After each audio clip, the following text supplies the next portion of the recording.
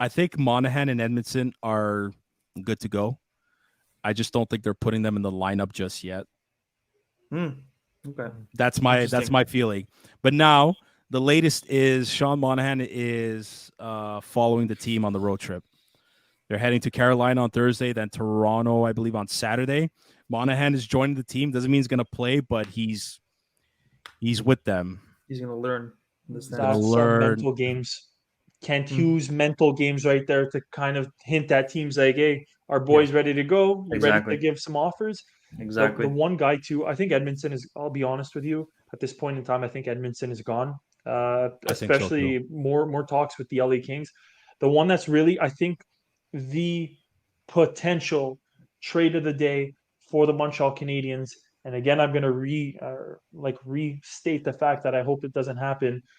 Josh Anderson, the way he's been playing lately, his value is never going to be higher than this. It's a freaking heartbreaking decision. Okay, so you're saying his value will never be higher than this. This guy's going to get a top-end prospect and a first-round pick if we trade him at this point in time, especially over the past few games. Do you think I agree with you. That's what his worth is right now. Do you think that's what other GMs are going to offer?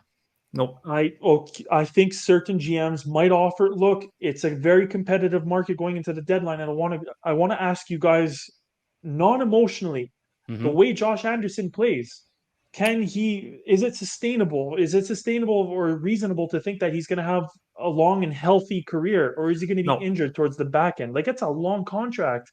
It's a freaking long contract. I think he's also a lot more. I think he's aware of that.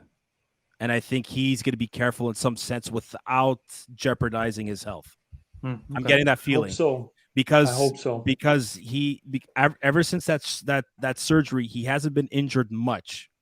I'm not saying he hasn't been injured at all, but I was expecting him to be a lot more injured than what we've seen. Okay. So, and his contract comes to an end when he's, 31, 32? No, wasn't it? Because he's 29 now. Is it not like 34? So stand by. I'm going to go to the popular cap-friendly website. While you do that, I'm just again gonna restate. Like, I really hope he doesn't get traded. But if I'm just looking at it as a non-emotional, I love the freaking player. Like, if I were to buy a jersey, he could very well be one of the. Well, maybe after a few players, but he's an awesome player. I love him wearing the A right now. I think he deserves it. I think he would be one of the key veterans to help with the young players. But holy crap, man! His contract ends in 2027. He's going to be 32 by that time. Okay, 32. But at a non-emotional standpoint, again, his value is never going to be high at that age. I see what you're saying, and I agree with you. But I think Kent Hughes is asking for the fucking King's ransom on this one, and I don't know if he gets it. But dude, if this was Josh Anderson's last year on his contract, yeah, absolutely. The fact that he's got another 4 years at 4.5, that's the problem. That's the only reason why GMs are not going to probably give all of that for him.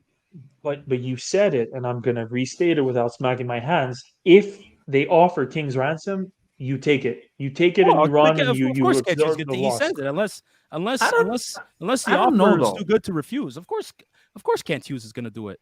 Absolutely. I don't know, man, because I'll tell you why he could attract all that stuff.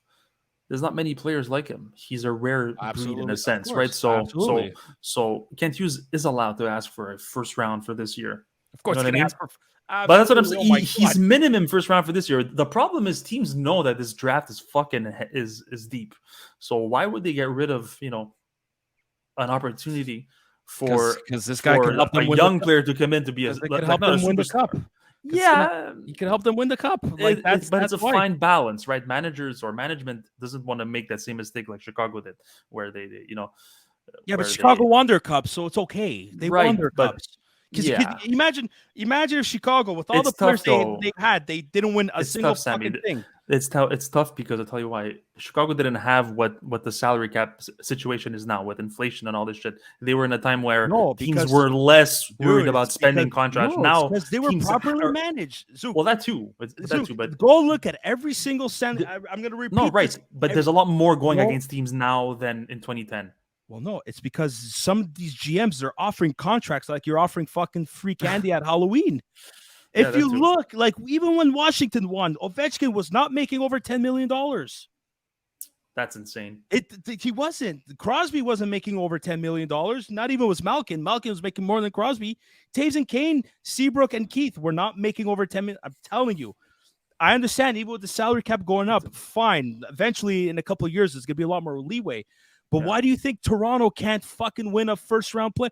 Because they have 4 guys getting over, except for Nylander, 3 guys. Before, or they have shit fans. What? Yeah, exactly. Cool. Fuck them. But my point is that they don't have enough money to get themselves a big defense, a big name defenseman. They don't have enough money to get themselves a fucking great goalie.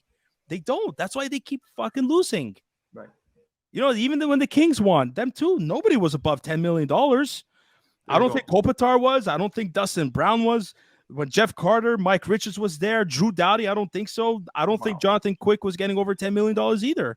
That's it. You got to balance it out, man. You can't. You do got to balance it out, and again, this comes down to like I'm gonna add in the topic of Cole Caulfield's contract, but this is why like you can't pay this kid over $8 million, $9 million. No, it's gonna hurt somewhere. It's gonna hurt somebody somewhere down the line. It's gonna you might lose a guy like Caden Gooley afterwards because of that. You might lose if Slavkovsky becomes the player we all hope. He's like, oh my God, if he's gone because of that. Yeah. So all that to say is like, Chris, totally agree what you're saying. Everything you're saying is absolutely correct. And Kent Hughes knows that. And I think the part of me, I think that's why he says, oh no, I'm not going to trade him unless the offer is good to refuse. I think it's just him fucking. But he's also, exactly, he's playing poker, dude. Like, yeah, absolutely. And he's a fucking lawyer. So like, he's not a chump. And dude, fucking NHLer that failed and, you know, listen, but he knows how to manage. He's educated. But let's say they do keep Josh Anderson. Is it really a bad thing? No, it's not, because he's still young and he could piece in to what our he's in his prime now. Becoming. Right now, but he slots in though, Sammy, with what's coming. With he fits in. But I also think he fits he's a leadership guy. You know, I think he fits in the culture they're trying to build. Exactly. I will go as far as saying that's your Brendan Gallagher leadership replacement. Right there, you go. Yeah, 100%. I think so. Yeah, if there's anybody to replace that role, both as leadership, as effort on the ice. Yeah. I think you could put Josh Anderson's name in there.